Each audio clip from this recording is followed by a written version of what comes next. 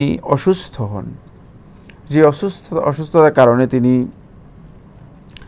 দাঁড়াতে অক্ষম, কিয়াম করতে অক্ষম, তাহলে তার জন্য বসে সালাত আদায় করা জায়েজ রয়েছে। এই মর্মে সহিহ মুসলিমের হাদিস সাব্যস্ত হয়েছে।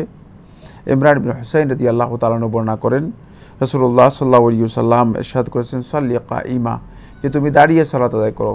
ফাইন লাম তাস্তাতি, যদি দাঁড়িয়ে সালাত আদায় করতে তোমার পক্ষে সম্ভব না হয়, অর্থাৎ তোমার শারীরিক কারণে যদি তুমি অক্ষম হও দাঁড়াতে, তাহলে ফাসাল্লি কাঈদান, তাহলে তুমি বসে সালাত আদায় করো। তাই এই হাদিস থেকে স্পষ্ট এটা প্রতীয়মান হয় যে যদি কোনো ভাই অসুস্থতার কারণে দাঁড়াতে না পারেন, তাহলে তিনি বসে সালাত আদায় করতে পারবেন। বসা দুই প্রকার, একটি হচ্ছে আপনি বসলেন মানে একেবারেই নিচে মাটিতে বসলেন, অথবা মাটিতে নয় আপনি চেয়ারে বসলেন, দুটাকেই মূলত বসা বলা হয় থাকে। আপনার জন্য মানে মাটিতে বসা অথবা চেয়ারে বসা, দুই ধরনের বসায় জায়েজ রয়েছে। যদি আপনি মাটিতে বসতে পারেন সেটাও আপনার জন্য জায়েজ, আর যদি আপনি চেয়ারে বসতে পারেন সেটাও আপনার জন্য জায়েজ। তবে চেয়ারে বসলে আপনার জন্য সহজ হলে আপনি চেয়ারে বসে সালাত আদায় করতে পারবেন। এখানে একটি বিভ্রান্তি রয়েছে, সেটা হচ্ছে এই, আমরা দেখি যে অনেকে এখন নতুন একটি বিষয় আবিষ্কার করেছেন, সেটা হলো এই, তাদের ধারণা হচ্ছে চেয়ারে বসে সালাত আদায় করলে সালাত হবে না। এই কথাটি মূলত শুদ্ধ নয়, এই জন্য কারণ চেয়ারে বসে কে সালাত আদায় করে থাকেন? যিনি দাঁড়াতে অক্ষম তিনি চেয়ারে বসে সালাত আদায় করবেন, যিনি দাঁড়াতে সক্ষম তিনি তো চেয়ারে বসে সালাত আদায় করবেন না। তাই এটা ক্লিয়ার হতে হবে, মানে এই মাসআলাটি, সেটা হচ্ছে এই, যদি কেউ দাঁড়াতে সক্ষম হন, ইচ্ছাকৃতভাবে না দাঁড়িয়ে তিনি যদি বসে চেয়ারে বসে অথবা বসে সালাত আদায় করে থাকেন, তাহলে তার সালাত হবে না, এটা ঠিকই বলেছেন। বাকি যিনি দাঁড়াতে সক্ষম নন অথবা বেশিক্ষণ দাঁড়াতে পারেন না, কিছুক্ষণ দাঁড়াতে পারেন, যতটুকু দাঁড়াতে পারেন ততটুকু তিনি দাঁড়াবেন, বাকি অংশটুকু তিনি বসে, সেটা চেয়ারে বসে হোক অথবা বসে হোক, তিনি সালাত আদায় করবেন এবং তার এই সালাতটুকু আদায় হয়ে যাবে, কোনো সন্দেহ নেই। আল্লাহ সুবহানাহু ওয়া তাআলা কোরআনে কারীমে সূরা তাগাবুনের মধ্যে ইরশাদ করেন, ফাত্তাকুল্লাহ মাসতাতাতুম, তোমরা আল্লাহ রাব্বুল আলামিনকে ভয় করো, মাসতাতাতুম, তোমাদের যতটুকু সাধ্যে কুলায়।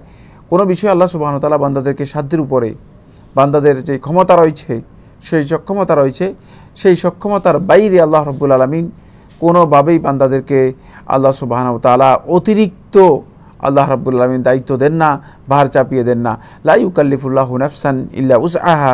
সুতরাং আল্লাহ সুবহানাহু ওয়া তাআলা যেহেতু সাধ্যের বাইরে মানুষদেরকে তাকলিফ বা দায়িত্বভার চাপিয়ে দেন না, এখানে আপনার সাধ্যের বাইরে সেটি আপনি করতে হবে না, বরং সাধ্যে যতটুকু কুলায় ততটুকু আপনি আদায় করলে যথেষ্ট হয়ে যাবে। আর এটি মূলত আলেমদের মধ্যে দ্বিমত বা ইখতিলাফি মাসআলা নয়।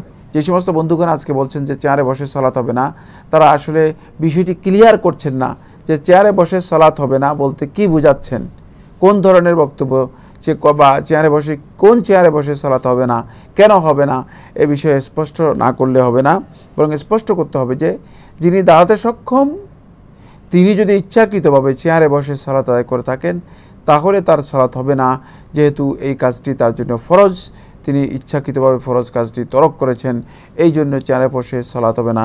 এই কথাটি শুদ্ধ, কোনো সন্দেহ নেই, এই ব্যাপারে কোনো দ্বিমত কেউ করেনি। তাই মাহাল্লুন নিজা, কোন মাসআলার মধ্যে বা কোন পয়েন্টে গিয়ে আমাদের মধ্যে দ্বিমত রয়েছে, সেটা আগে কিন্তু ইখতিলাফটা নির্দিষ্ট করে নিতে হবে, মতবিরোধটা নির্দিষ্ট করে নিতে হবে।